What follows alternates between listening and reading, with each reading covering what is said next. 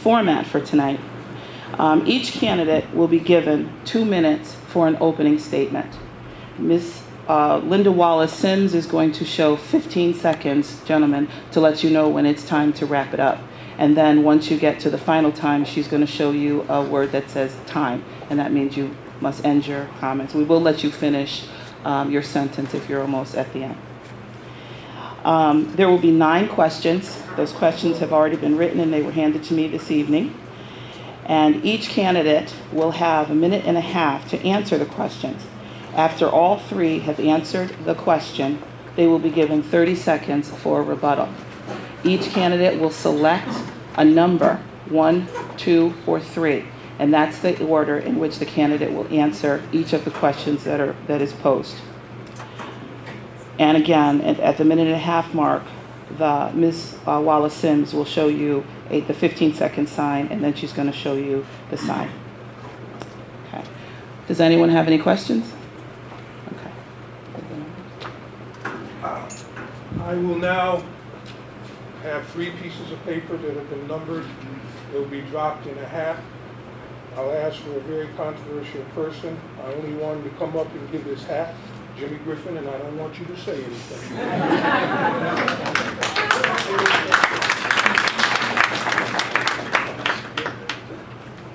Put him in your hat. Put him in your hat. Yeah. You see the hat.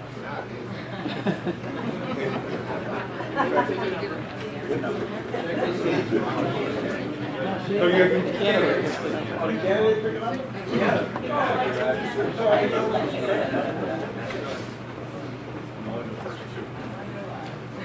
You can tell he's nervous. We're not putting money in there, Jim. It's the same board. 1, 2, 3. How's the odds of that happening? That'll never happen. Wow. All right, would the candidates please show their numbers? Okay,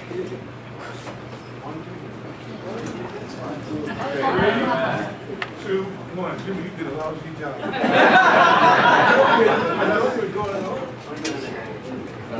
Okay, I do want to take a moment, not that they need any introduction, but I would like to introduce our candidates and our participants in the debate this evening. The current mayor of the city of Waterbury, Mike Jarjura.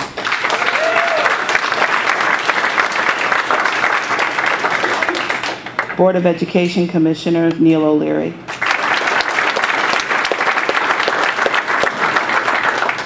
Board of Aldermen member, Larry DePillo.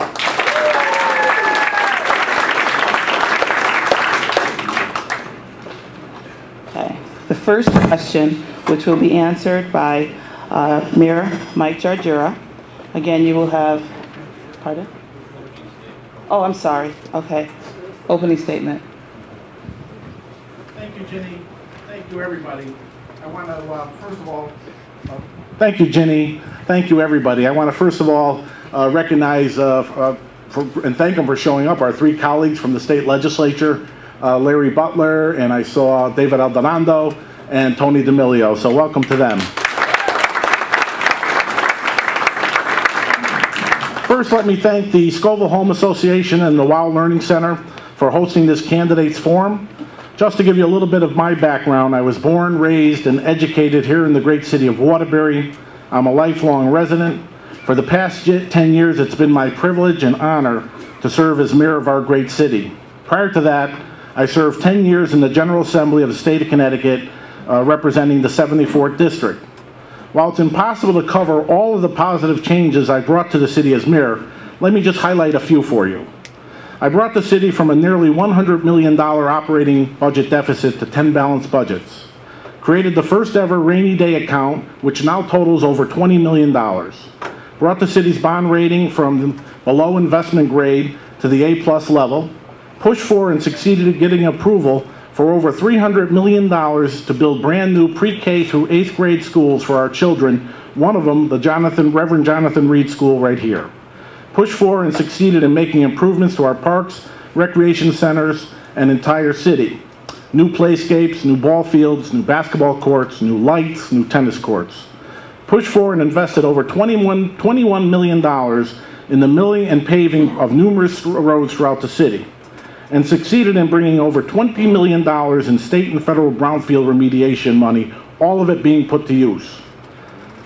While much has been done, much more remains to be done, and with your help on November the 8th, I ask for your vote for the entire Row B team, and I look forward to more and more positive changes on your behalf. Thank you, and God bless. Thank you. You can tell he's experienced. He went exactly 2 minutes. That's awesome. You can tell I'm inexperienced because I don't have any notes in front of me. Hi, everyone. Thank you all for being here. As Mike Jarjura had pointed out, I'd like to thank not only the elected officials, but the candidates, family, friends, all members of all parties, and especially thank the candidates. My name is Neil O'Leary, and I am the Democratic nominee for mayor for the city of Waterbury. I think most of you know that I was a police officer here in the city of Waterbury for 30 years. I started out as a patrolman, worked my way up through the ranks of detective, sergeant, lieutenant, captain, deputy chief. I also would like to list some accomplishments that I feel are very important during my career in the police department. One of which is that we really ran a transparent police department. My reputation, I believe, is that I was a fair, firm leader and giving everyone an opportunity to excel. One of the things I'm most proud of in the police department, obviously, is the PAL organization, which I think has impacted most youth throughout the city of Waterbury. I'm also very proud of the fact that our management team and our officers work together, bringing down the crime rate about 20% since I was chief, not only violent crime and overall crime, but I think the thing that I'm most proud of is that we reduced juvenile arrests 57% under my term as chief of police, and that I think is very telling about the department that you and I worked so hard to develop. I'm honored to be here tonight as the Democratic candidate for mayor because I believe that the city of Waterbury is ripe for change and ripe for moving in a new direction. I also believe very, very firmly that my style of leadership is what the city needs at this particular point in time. So we'll certainly get to know more about me and the other candidates over the next few minutes, and I thank you very much.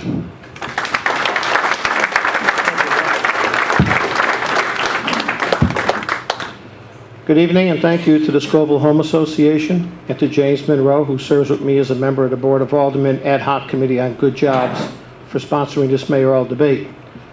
I commend the efforts of the Scovill Home residents and association members who maintain their properties in a neighborhood where conjoined homes have either been abandoned or foreclosed upon due to Waterbury's poor economy.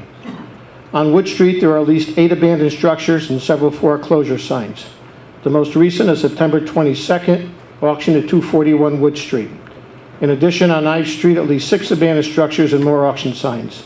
A January 2010 auction already held at 35 Ives Street, and a November 17, 2011 auction scheduled for 65 Ives Street. It's heartbreaking to see well-maintained units with boarded up, dilapidated, or windowless units physically attached. Recently, I walked the common area to see units with well-maintained rear porches and small gardens attached to a unit where the rear wall is collapsed or in some cases missing. You, the residents who own the Scovill homes and the general population of Waterbury, are looking for leadership. We want the same. A plan to correct the city's terrible cycle of unemployment and underemployment, to address the ever-increasing blight due to neglect, business closings, and foreclosures, to restore our parks to the beauty we knew and loved, streets that are properly maintained and sidewalks that are cleaned in the summer, shoveled in the winter, and above all else, walkable and safe. There is no question this is an election year. No tax increase this year, no water rate increase this year, and plenty of bonded money to combat blight this year. As your alderman, I addressed the $1 million in bond money to combat blight. I asked which properties were being addressed, and I specifically referenced the Ives Street area. The administration refused to provide a list, but as your mayor, I have a plan to address the blight in the Ives and Wood Streets area, and as your mayor, I promise to do better. Thank you.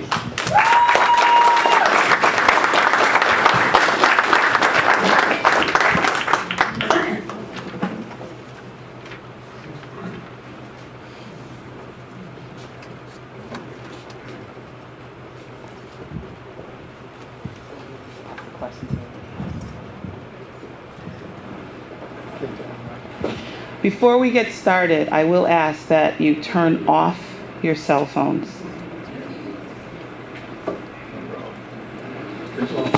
Dear and very dear to my heart, what will you do to attract new businesses and help those that are here and struggling to survive?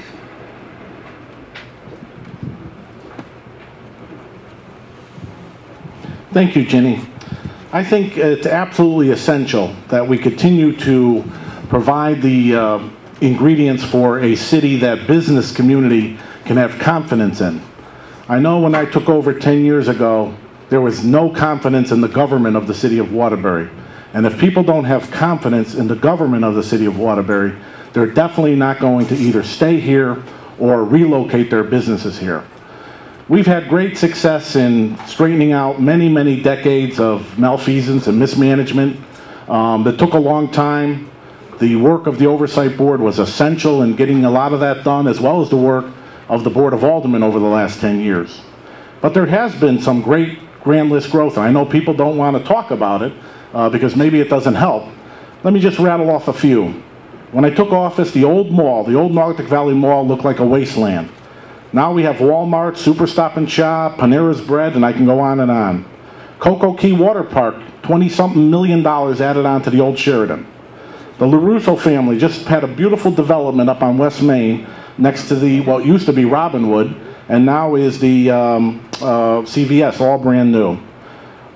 We've got three new, what is it, a minute and a half on this one? Okay. A brand new bank across the street, Target, First Light Development, LNG plant added $225 million to the grand list. So we are doing it. We continue to do it every day. We're in great competition. Unfortunately, a lot of the policies of the federal and state government have stymied growth in the entire state. We will continue to pursue changes there, as well as continue to manage the city. Thank you, Ginny. Thank you. Obviously, this is a red-hot topic issue, and it should be. Economic development is going to be the key to the future success of the city of Waterbury, and attracting new business is the first and foremost absolutely vital to economic development in the city and job creation. We have, for the last 10 years, the highest unemployment rate in the state of Connecticut. The highest unemployment rate in the state of Connecticut, right here, Waterbury, Connecticut. Mike Jarjura has been mayor for 10 years. The grand list since 2007 has grown less than 0.5%. Less than 0.5% since 2007. So, you know, these are the things, ladies and gentlemen, that are vitally important to the growth of the city of Waterbury and sustaining our services, and also to attract businesses into the city of Waterbury. The mill rate in the city of Waterbury is prohibiting new businesses from coming into town. As well as the mill rate, ladies and gentlemen, is that we need our mayor to work full-time, 24/7, 7 days a week, to go out into the state, to go out into our federal government, to attract businesses back to the city of Waterbury. Not, ladies and gentlemen, to lure businesses out of the city of Waterbury. That's the key to economic development, and that's what I'm going to do as your mayor. I will bring businesses to the city of Waterbury. Thank you.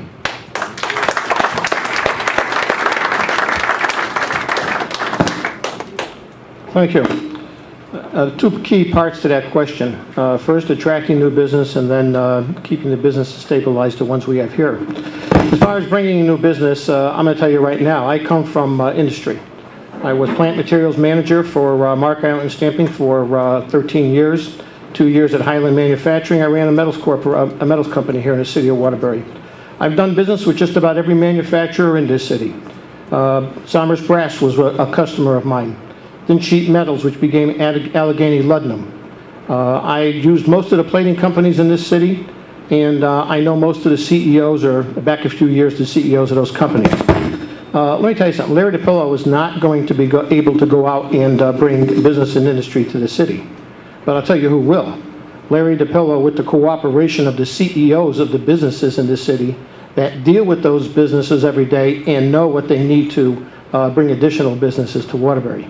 This is a great industrial town. It will continue to be a great industrial town. If you have the right mayor who's willing to work with the business community to bring the complementary businesses to this city that they know can come here and that we can identify with them as additional businesses. We have great resources in the city. Unfortunately, we have not had the will of the mayor's office in order to bring them here. As far as keeping new businesses here, again, it's the CEOs. I don't know of any mayor, because I've met with a number of them. They tell me the mayor has never been interested to sit down with them and talk about their businesses. You're looking at one person who, if mayor, is going to sit down with those CEOs, bring them to the table, and we're going to expand the business base in this city. Thank you.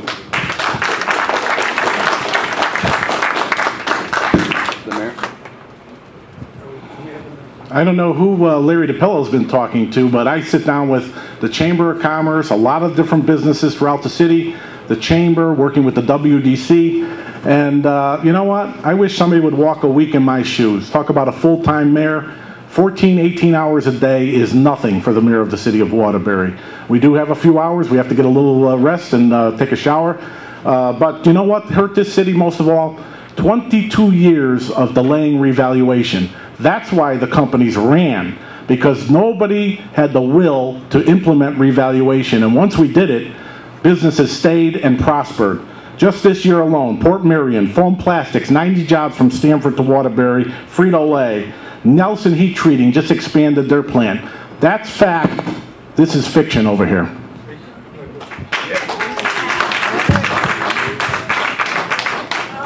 Well, I don't know about that, but I think Larry DePillo and I have been talking to the same people, quite honestly. And I do believe that Mr. DePillo is fair and accurate and correct in his assessment that the current business owners here in the city of Waterbury feel that they don't have representation and they haven't seen leadership that is going to allow them to expand their businesses, and that they, furthermore, you know, we may have a relationship with the chamber, as the mayor points out, but it's actually getting out into the businesses, into the community, and talking to these people who are doing their jobs every day to make this city what it is today. And it can be so much better with a mayor that's going to work 24/7, 7 days a week. Thank you. You get to rebut. Oh, I do. Oh, thank you. Oh, no, I'll talk. Thank you. I'm never ashamed to talk. Well, I want to thank Neil, because Neil is right. Two of us are on the same page. Look, you know, I've talked in the past about Waterbury's great industrial past, and I believe Waterbury has a great industrial future. But it's only going to happen if we work with our local communities. There have been, Platt Brothers have been in the city since the 1790s. Clydell, 1939. Highland and Anchor Fasteners since the 1950s. Nobody ran away from Waterbury. The trouble is the political people never went to them and says, how are you going to help us to expand business in the city? I'll be doing that. Thank you. Oh, sorry. Just take a minute, please, Jenny. You know, it is an honor for candidates to run. I would like all the candidates that are running for office to please stand, and let's give them a hand for coming out tonight and supporting. Look at your candidates. These are your future leaders. Give them a good hand. Don't shy on it. Give them a good hand. Thank you, Jenny. Question number 2. It's been noted that Waterbury has led the state in unemployment for the past 10 years. What will you do to address this, and will your solution include stronger language for Waterbury residents in our Good Jobs Ordinance? Also, will you put funding in your first year's budget to complete a disparity study?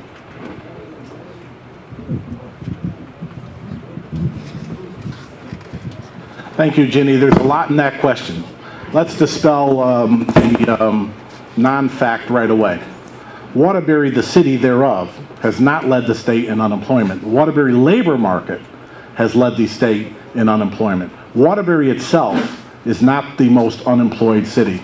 As a matter of fact, if you just saw, don't believe me, the latest U.S. Census data, out of the big five, only Waterbury had positive advancements in all the categories, including unemployment, including poverty levels, including wealth levels.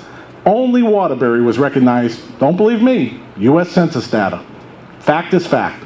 Obviously, I think since we've taken office, we have made great strides in making sure that the goals of the Good Jobs Ordinance have been met. In the beginning, they weren't. WDC is the administrator of the Good Jobs Ordinance. They've showed me data. They showed us all data. They're hitting all these goals, 25, 30%. In terms of now the new issue, which is minority and women-owned businesses, clearly if the Board of Aldermen, and we do want to have a set-aside for those, you're absolutely right. We need a disparity study. I have no problem putting aside the money. I think it's about $120,000 to have the disparity study, as Hartford, Bridgeport, and New Haven have already done. And this way here, that'll give you the authority then to have the minority and women-owned business set-asides. I think was that all the 3 topics in your question? I think so. Okay, thank you. Well, if that's the case, Mr. Mayor, I would suggest that we do the disparity study now. I mean, the folks have been waiting for it, so I say we should do it now if you have no problem with that. But furthermore, let's just talk about the unemployment rate in the city of Waterbury. It is extraordinarily high, the highest in the state for the last 10 years. You know, you can say the state or the region, you can talk about what the mayor just talked about. Go outside in the community like I have, walk the streets of the community, knock on the doors.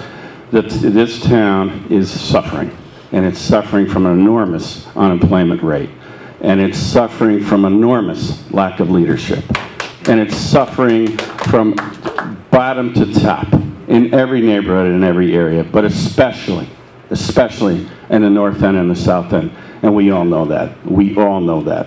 And so when we talk about a disparity study, you know, why hasn't it been done already? And when we talk about the Good Jobs Ordinance, Commissioner Karen Harvey is the one who started screaming and yelling about the lack of compliance with the Good Jobs Ordinance when these school construction projects started several years ago. And Commissioner Karen Harvey is the reason why the city was forced, and I mean forced, to start to comply with the Good Jobs Ordinance, and they're not where they should be right now either.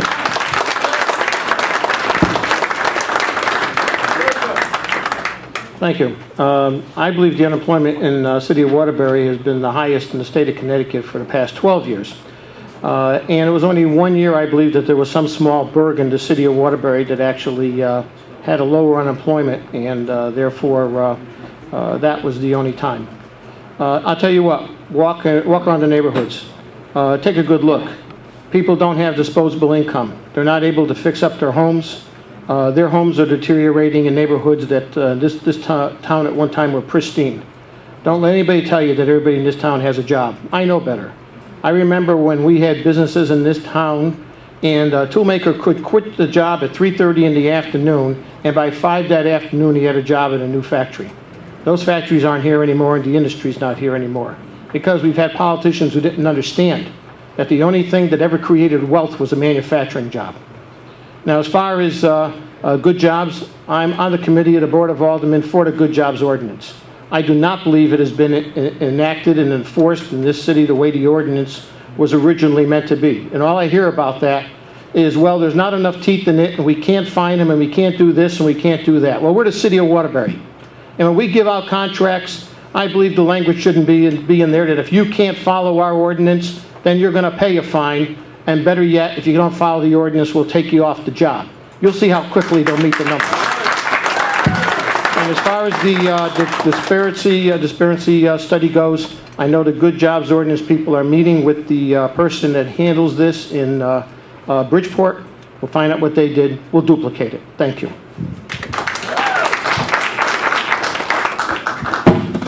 I've got no problem. The Board of Aldermen wants to add it to their agenda, appropriate the money, go ahead and do it. I know the committee's been meeting and talking about it. It just came up. It's nothing that's been around. This is something new in terms of good jobs. The data speaks for itself. We're meeting and exceeding every goal. Thank God we got and fought for this $300 million in public works projects. That's what we're adding to. And in terms of employment, the whole country, the whole state is suffering from the economic woes of the fast-talking politicians and the money launderers in Wall Street. That's what brought this economy down. Thank you very much.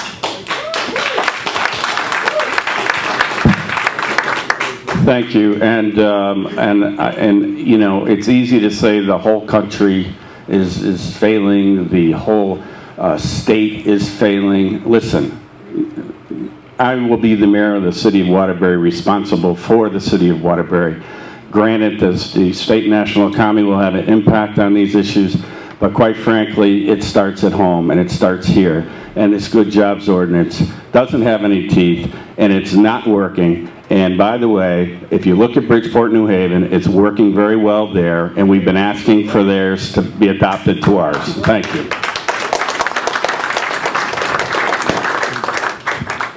I have to agree with Neil. I'm going to tell you right now, folks, that, well, it's okay. No, it's not a surprise. I mean, when it comes to business, let's face it. You know, again, I'm not interested in what happens in the national economy, and nor am I interested in what happens in the state economy. Because we can't roll over and simply say things are bad in the state, things are bad at the federal level, so therefore we can't do better. We can. We have businesses here. They're operating. There are some businesses that operate very, very well in recessions, others that don't. What we have to do is do our best to make this city recession-proof. I don't care what the other cities do, and I don't care what the other states are doing. We have to do better for Waterbury.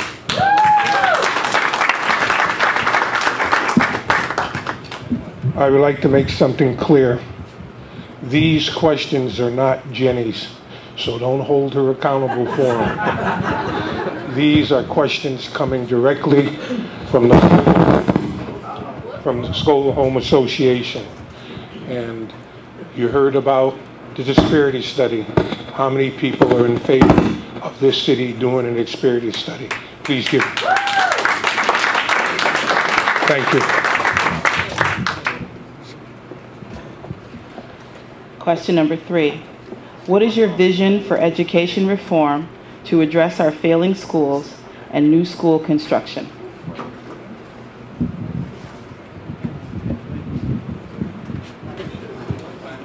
The vision is for education reform, no question, Ginny.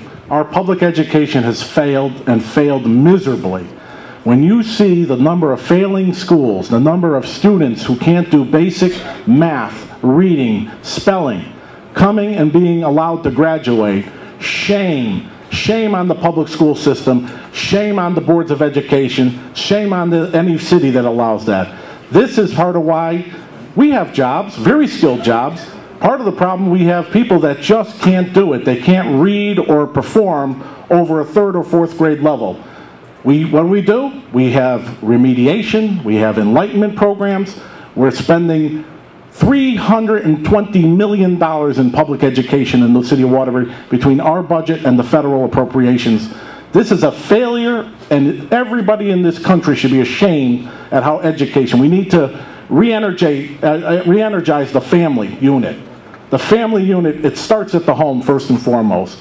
What was the second part of your question?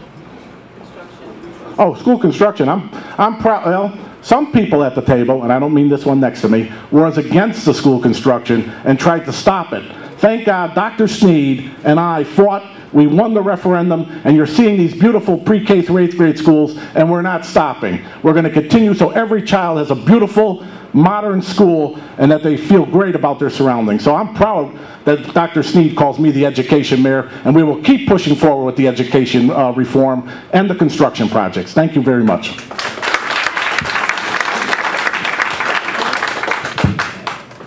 Thanks for that clarification, Mary. I think he meant you, Larry. School reform. School reform, you know, as a founder of the Police Activities League, running our own school, seeing children from poverty and at-risk children in our toughest, most challenged families that can learn the same way as everyone else, is what taught me how badly school reform is needed. And that, ladies and gentlemen, is why I went on the Board of Education. Because there is an enormous disparity in education today. And the disparity is that those with and those without. And what I can tell you is one of the things I've been fighting for as a member of the Board of Education, along with Commissioner Harvey and others, is that we need to address school reform in Waterbury. Not nationally and not in the state. We have the ability to address it locally. It's easy to blame everybody else for all of our woes, but let's get serious about school reform in Waterbury, and I am on the ad hoc committee for school reform, and it's a burning, burning issue for me. Thank you.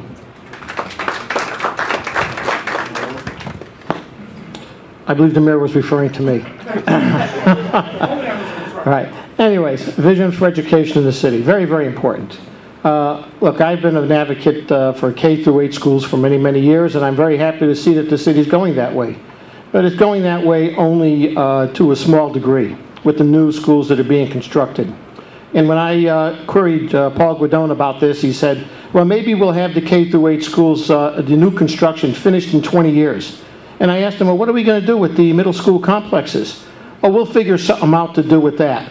I'm sure we will, but I don't know what it's going to be, folks, because we took millions of dollars off our grant list to build those complexes, and they need to be utilized. So I'll tell you what, we send 18,000 children to school every day. Let's take our middle schools, let's break them up into 2 K through 8 schools, each of them, and let's go to K through 8 citywide. You know, I was told, well, we can't do that, you know, the grammar schools. What are you talking about? Our grammar schools were all K through 8 schools before they went to a middle school system. Of course we can bring K through 8 back to the city of Waterbury, and that's what should happen. As far as the education in the schools, I'm going to work very closely with the Department of Education and with John Theriault and our other Board of Education members, because let me tell you something. We spend $325 million a year in education, and we have to make sure that our students get educated for that money. As far as the new school construction, I was for new school construction, but guess what? We have a 600-student school over there at the Maloney Magnet School. I wanted to take that plan to duplicate it a number of times and not have to pay architects millions and millions of dollars for schools that we didn't really have to duplicate.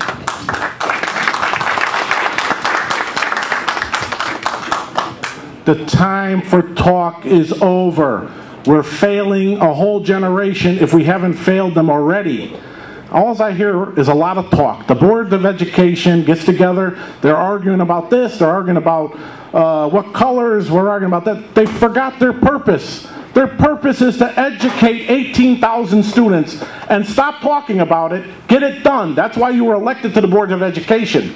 As for the, I lost my train of thought on that other issue, but that's the most key point. The other point, here it is. It's a shame in our schools, 70% are black and Hispanic, 90% are white teachers and principals. That's a problem in Waterbury. I've asked them to correct it, they failed to correct it, and they won't correct it. That's a big problem in Waterbury. Wow. Okay. Well, you better stop eating that Three Musketeers, because, Mr. Mayor, you are the mayor, and you are the one that's hiring or not hiring all these teachers. Thank you. Thank you. Oh, no, Mr. Mayor, no, you're not getting away with that one. Now, I will say this.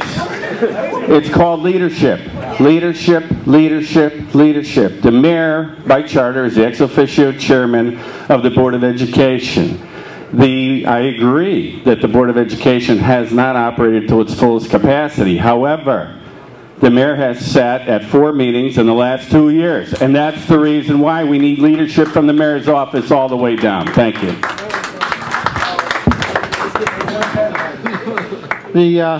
I'd like to talk about education department is John Theriault, what he's done.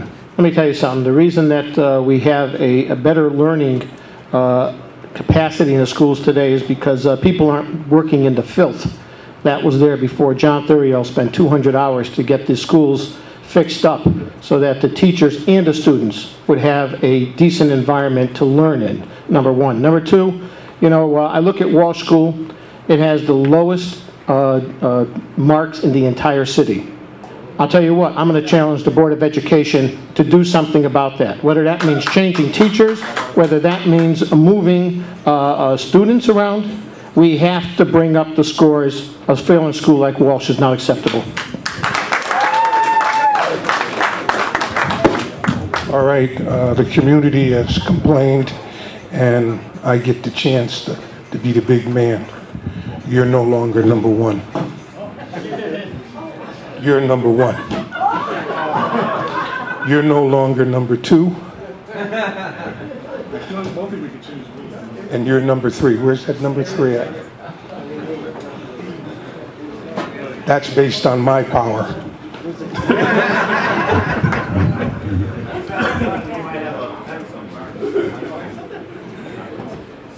Okay, you guys are going to love this question. Will you encourage the Board of Education to recruit more minority teachers and encourage more minority hires across all city departments? Larry. You know, I'm a person that believes that, you know, the schools should really represent the community, and that goes not only for the students that are in those schools, but the teachers that are in the schools and the administrators as well. Look, I will do everything I can to promote minorities in education. We have to make sure that we get good, qualified minority teachers.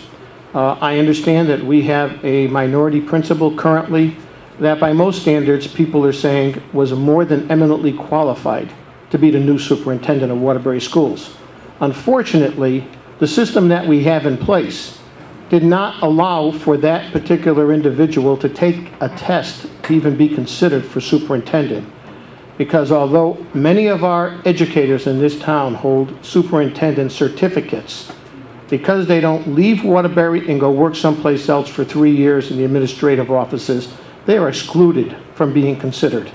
I want that changed. I want our teachers, our principals, I want our educators to all be eligible for the jobs that open up in the city. And I will promote minority members of the community to be there. I can tell you one thing. If you want to know about Larry DePillo, take a look at my ticket.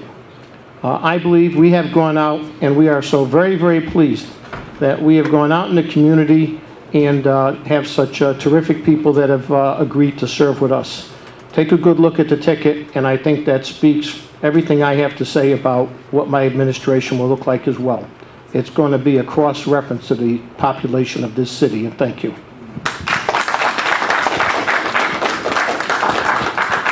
Like Larry, I'm very proud of the diversity of our ticket, and they're so fantastic, and it's great to rerun with all of you. Absolutely, and let's be clear about this.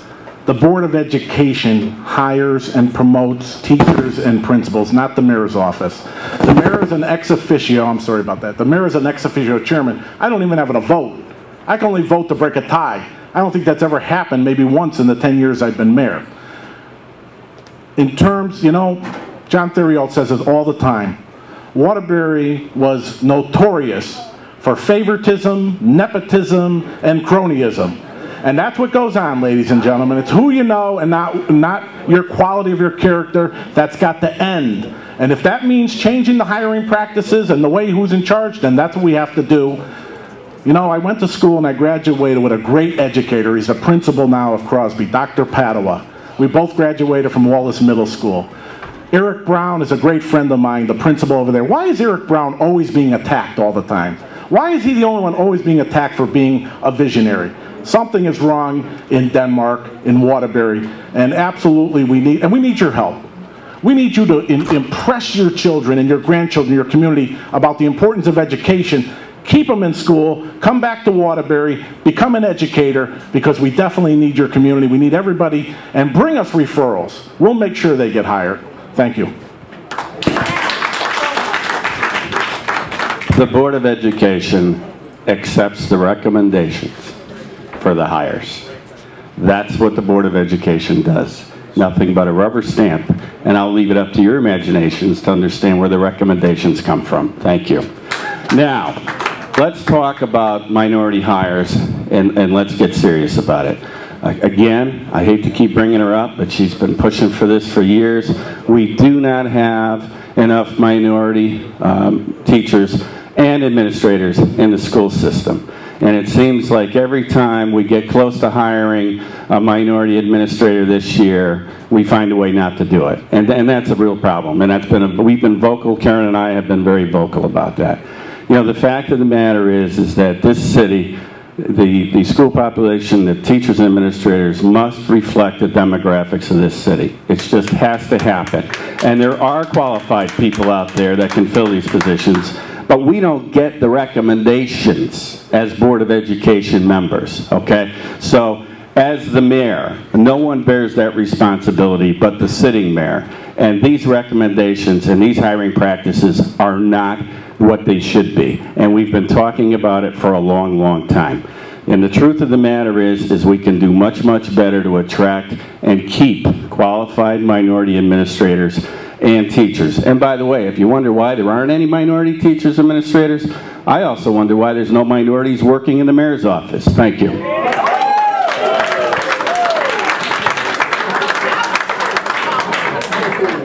Well, an awful lot seems to be said about the mayor's office and what is referred there from the mayor's office to the Board of Education. If that is the case, then I can assure you that when this individual is sitting in the mayor's office, the minority community is going to have a greater representation in the Waterbury school system, because those recommendations will come down from the mayor's office to the Board of Ed. Look, you know, I've been a promoter of Waterbury all my life. We have long-term substitutes that come from our system, and they need to be given the advantage at the job level to get jobs. I've fought very hard for points for residency in this city, not only to be a teacher, but as you move through the system, so that if you're in Waterbury, you get the job and not the person who lives in Watertown and Prospect.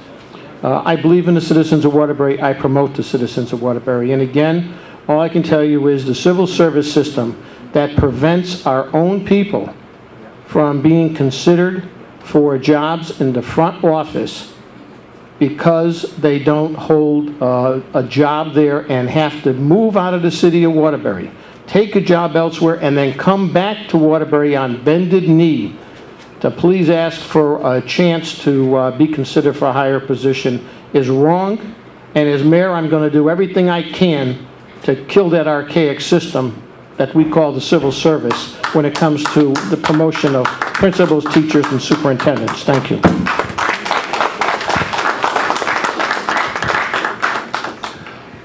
You know, Dr. Sneed is evaluated not by the mayor but by the Board of Education.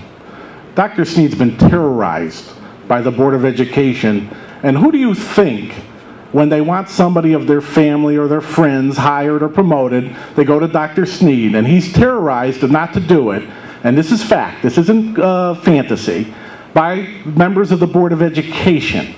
So let's be honest. Now about the mayor, let me tell you, a good friend of mine, Avery Gaddis, lost a job as city clerk. I made sure he got a job at WDC, that's the administration. Barbara Tenner, when she didn't have, when we first got there, was in the administration. I promoted to the department head the first Hispanic male, Dennis Cuevas, heads up the water and sewer department. We've got a great record and on minority hirings and minority promotions in the mayor's office. I hope the Board of Education, with Neil O'Leary and the folks, will match that. I have one question. Was it the Board of Education that terrorized Dr. Sneed to hire your niece 5 steps higher than every other teacher in the city of Waterbury? Okay. Okay. Well, if it wasn't your niece, then it was your cousin. Oh, maybe a cousin. Okay, sorry about that. Anyways, you know, if you're going to throw stones, you got to be able to take them. You know, so, you know, not for nothing. Stop picking on the Board of Education, Mr. Mayor, because you know what? You're the mayor and the buck stops there.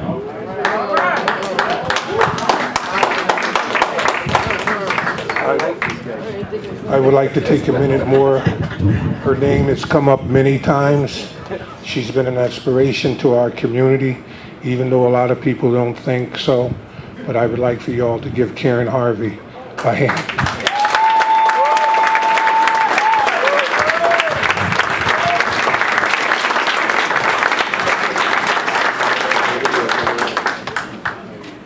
The current mayor has a constituent service center staffed with part-time staff. Going forward, would you keep the model or change it and hire an African American and Hispanic in the mayor's office in a more meaningful role other than a part-time position or secretary?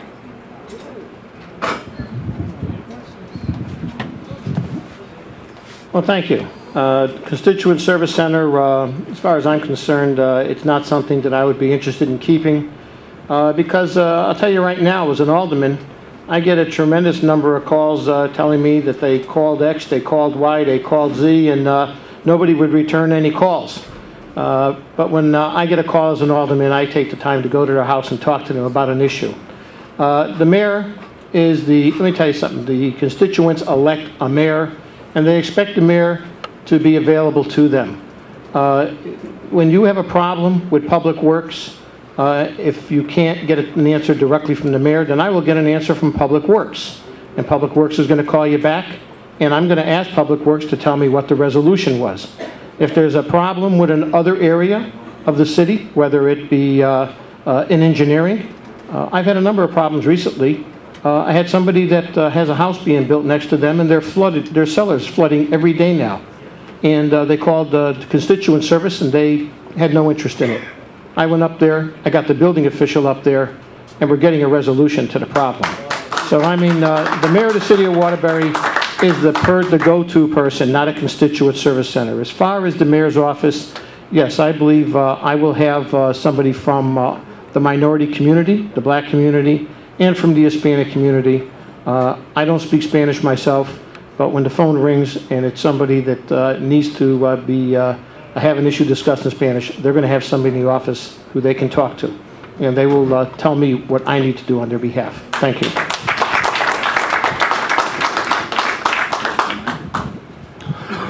I think the Constituent Service Center, which was my creation, is working extremely well. Let me tell you something, I get calls and letters all the time.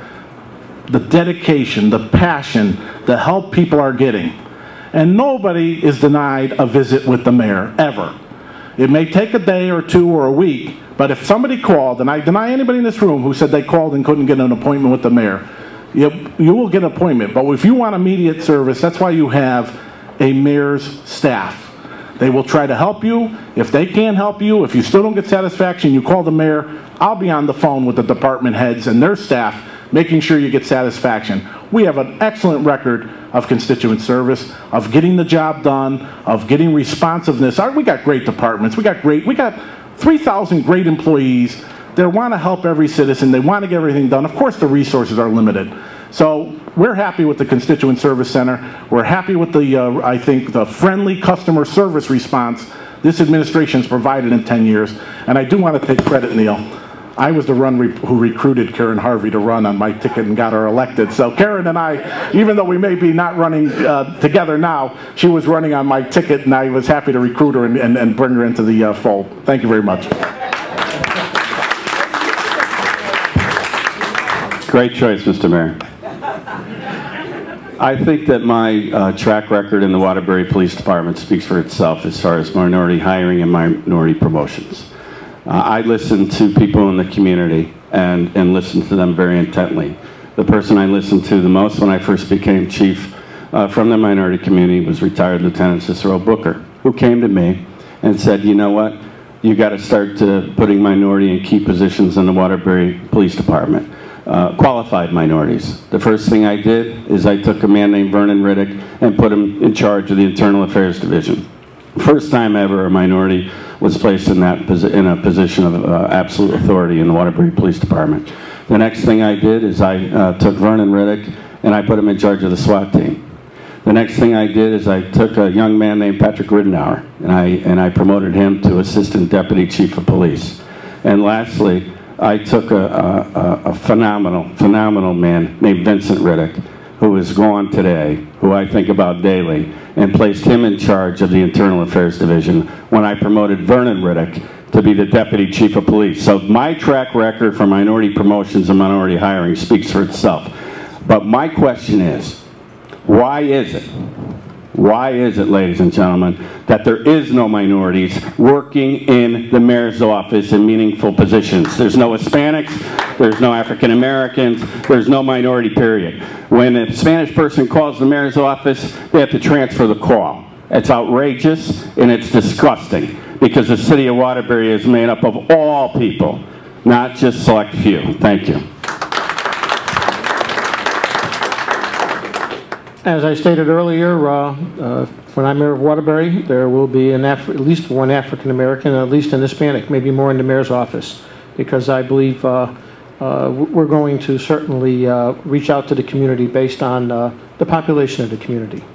As far as department heads, what we need to do, we send a lot of mail to various to the people, whether in their water bills or their tax bills or whatever. Maybe what we have to do is include a list of all the department heads, their names and their phone numbers. When somebody has a particular problem, they're going to know who to call. And when they don't get the answer, call the mayor. I guarantee you're going to get a call back from them. Thank you.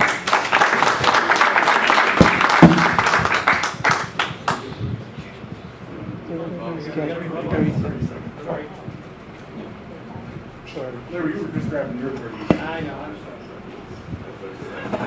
I think we've got 27 ethnicities. Are we going to hire 27 different ethnicities? We're going to hire an Albanian. We're going to hire somebody of Israeli descent. We're going to hire an Irish. We're going to hire a French. Listen, we only have a few people in the mayor's office. That's not the way it works. We all work together. We had Victor Diaz as the deputy city clerk for years. He would come up. Everybody works together. There's no divide, racial or ethnic or gender, in the mayor's office or any office. And Neil, he's right. When he came to me and he said, I want more resources, I want a second deputy chief, I authorized that funding in the budget. Two great people, Vern Riddick, Pat Rittenauer. He's got a great record. We've got a great record in the city of promoting from within. Thank you. I'm glad I was right on that one. We may have 27 different ethnicities that make up this great city of Waterbury, but 25% of Waterbury's population, give or take a few, are African American. 35% to 38% of this population that make up this great city are Hispanic. And those people should be represented in meaningful positions within the mayor's office in the city of Waterbury, plain and simple. And I'm going to tell you another population that needs to be represented in the mayor's office: the Albanian population. The Albanian population in this city has grown so much and contributed so much to this city of Waterbury that the Albanian population needs to be recognized. Thank you. I said it 30 seconds. I think so. All right, here's what we're going to do now. Neil, you're going to be number 1. Mayor, you're going to be number 2. You got number 2?